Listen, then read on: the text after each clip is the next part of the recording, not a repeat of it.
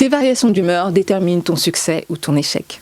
Si à midi, tu es dans l'euphorie totale, à 14h, tu es dans une forme de dépression, à 16h, dans ton euphorie, à 17h, tu es dans une forme de colère ou quoi que ce soit. Ce sont des exemples extrêmes que je prends là, mais bon, c'est pour vous donner un petit peu l'idée, l'esprit du sujet.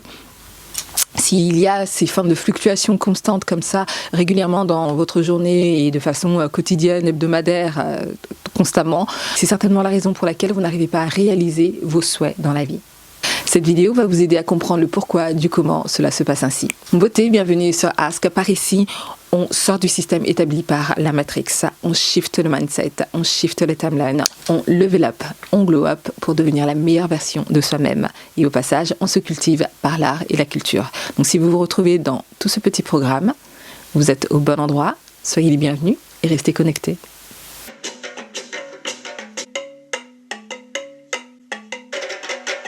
Donc dans cette vidéo, nous allons voir pourquoi ton humeur détermine si tu peux obtenir tes objectifs, réaliser un souhait ou non.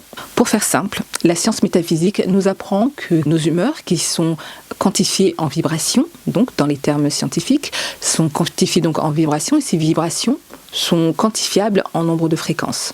Donc plus ces fréquences sont élevées, plus vous êtes dans des humeurs qui sont légères, qui sont bonnes, et moins ces fréquences sont élevées, donc sont basses, plus vous êtes dans des mauvaises fréquences, donc de basses vibrations. Donc c'est une quantification en fréquences, ou autre terme, vibration. On va utiliser le terme vibration pour le relier à l'humeur. Donc quand ton humeur est bonne, quand tu es dans la joie, comme le détermine la pyramide que vous allez voir juste là, quand tu es dans toutes ces fréquences hautes, donc qui dit joie, amour, la paix, etc., toutes ces vibrations qui sont vraiment au-dessus à partir du niveau de la fréquence de la vibration de l'amour, toutes ces vibrations qui sont à ce niveau au-dessus, à partir de ces vibrations-là, lorsque elles sont constantes dans vos vies, vous avez plus de facilité, vous vous mettez en accord inconsciemment, vous êtes sous le diapason, vous êtes au même diapason que l'univers, et à ce moment-là, l'univers peut vous répondre parce que vous êtes aligné avec elle. Donc c'est vraiment une question fondamentale, surtout lorsque vous avez des objectifs, lorsque vous avez un souhait, lorsque vous essayez de manifester quelque chose. Il est vraiment important de commencer vraiment par ce point capital qui est vraiment la base des bases de la science métaphysique.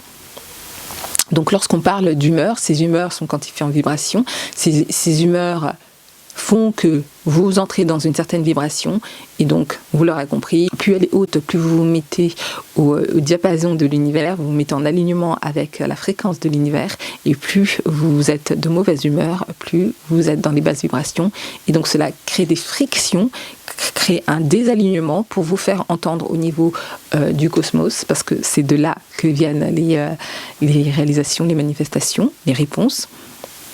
Il y a donc une disconnexion, et cela ne vous permet justement pas, à partir de ce moment-là, de réaliser vos souhaits. Donc ça, c'est l'une des premières étapes dans les processus de manifestation. Il y a d'autres techniques qui rentrent en jeu, etc. Je serai amenée à vous les expliquer ultérieurement, mais là, vraiment, la base des bases, c'est vraiment de contrôler ces humeurs, de faire en sorte qu'elles soient toujours constantes, mais à partir justement de ces vibrations hautes. Ça paraît facile comme ça à dire, mais c'est vrai que confronté à un quotidien tel qu'on a l'habitude, avec le monde du travail, la famille, etc., la société en général, ce qui se passe en ce moment dans les actualités, etc., c'est vrai que c'est compliqué de se maintenir dans des hautes vibrations. Mais c'est vraiment l'exercice qu'il faut apprendre à mettre en place pour arriver à être détaché justement de ce qui se passe autour de soi et rester focus dans ses objectifs pour mettre plus de chances de son côté pour pouvoir les réaliser. L'autre chose aussi qui est bonne à associer à ce contrôle de son humeur, à faire en sorte de protéger son énergie, parce que là il s'agit vraiment de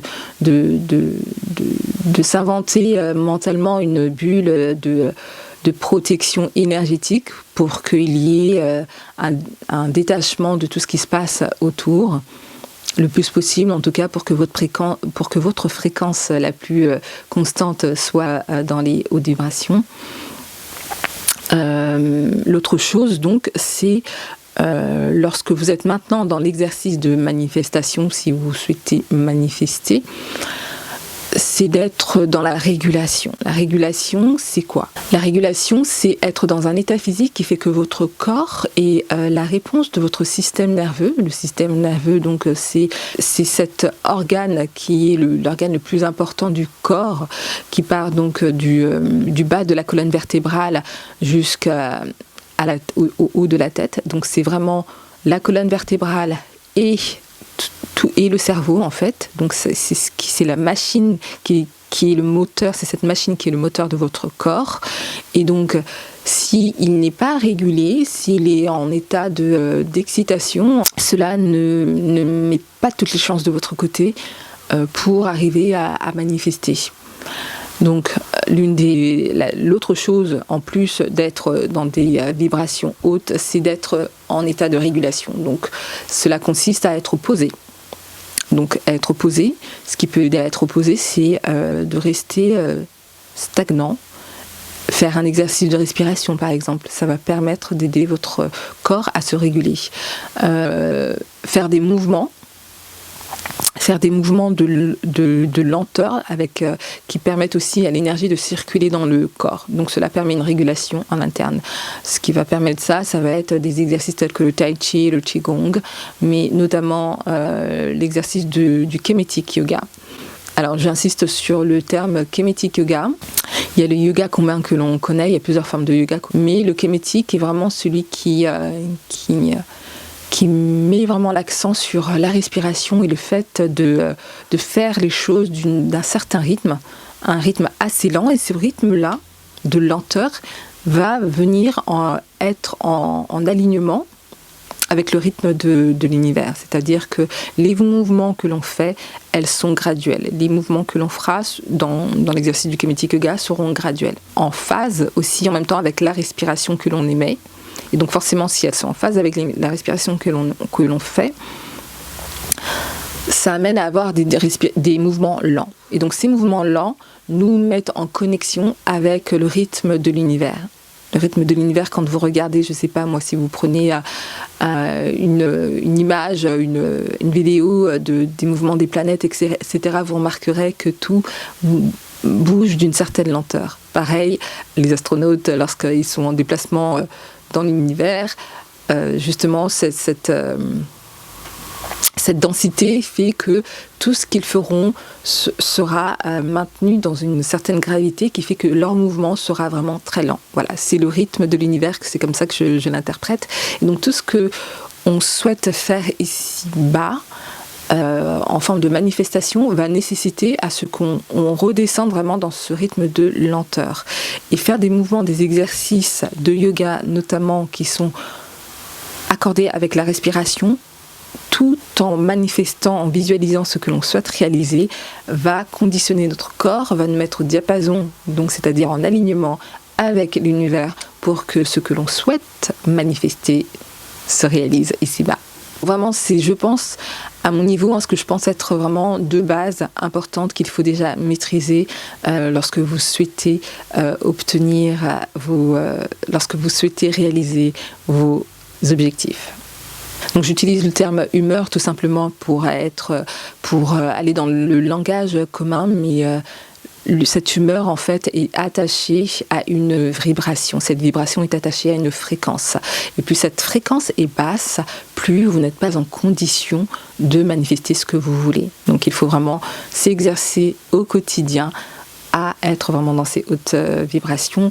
Plusieurs choses peuvent vous aider au quotidien. Ça peut être de la musique positive, ça peut être d'être entouré de personnes positives, ça peut être tellement de choses que j'ai déjà citées dans cette chaîne. Je vous invite à voir les différentes vidéos pour vous montrer comment vous maintenir au quotidien dans de bonnes vibrations.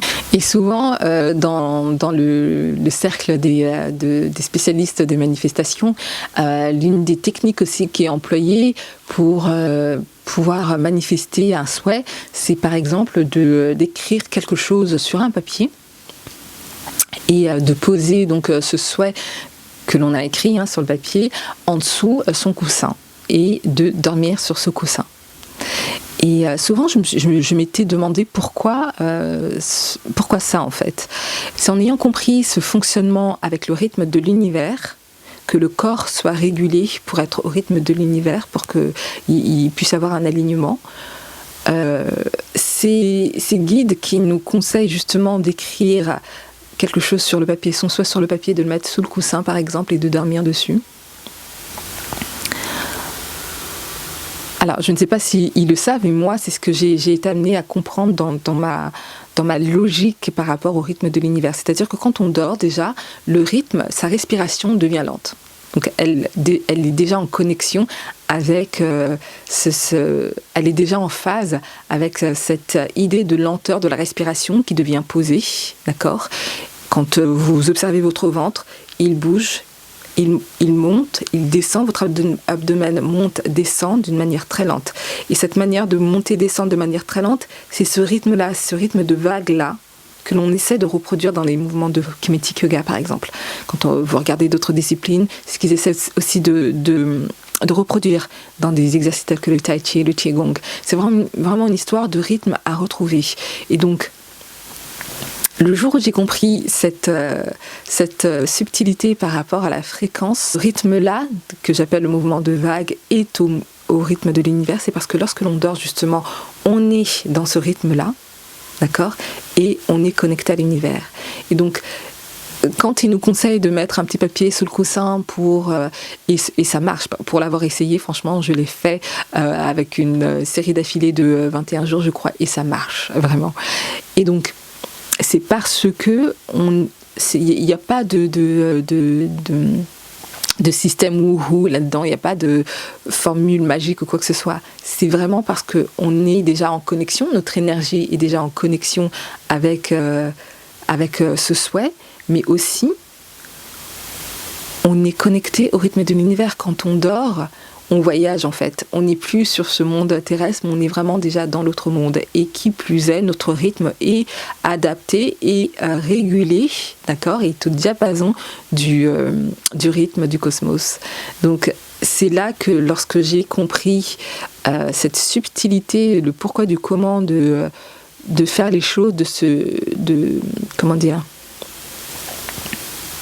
pourquoi le yoga kemetic était fait de cette manière-là et qu'il est important lorsqu'on fait le yoga kemetic justement d'en profiter pour visualiser ce que l'on souhaite réaliser, pourquoi ça marchait, pour l'avoir exercé aussi de cette manière avec des visualisations et je suis arrivée à obtenir mes objectifs, c'est parce que je suis au diapason, au rythme de l'univers. Et lorsque vous êtes au rythme de l'univers, vous êtes en correspondance avec lui, donc vous lui parlez, il vous répond et vice-versa. Voilà, c'est donc la compréhension que je voulais vous expliquer. J'espère que ça aura fait un peu de sens pour vous et que, pourquoi pas, l'utiliser pour vos propres expériences. Je vous dis à la prochaine vidéo. Yenge yenge.